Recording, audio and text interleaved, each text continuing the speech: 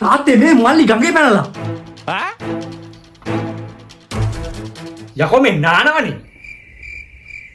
ඒත් මුඹට කියලා ගියේ නෑනේ මේ ගමන ගැන. අන්න ඒකයි. සමහර විට ගඟ ගැඹුරුත් ඇති. අන්න ඒකයි. ගඟේ කිඹුල්ලුත් ඇති.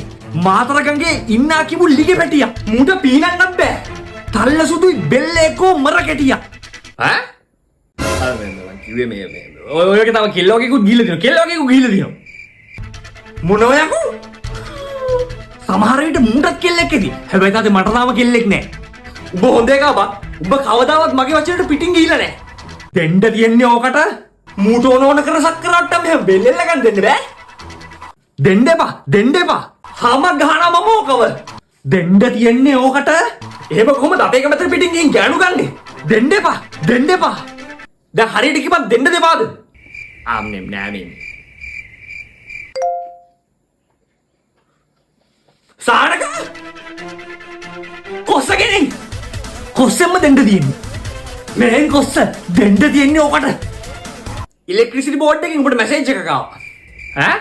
රත්තරන් බබා මම බත් කෑවා. ඔයාට බත් කන කවන්න දානවා. ඈ? සානක?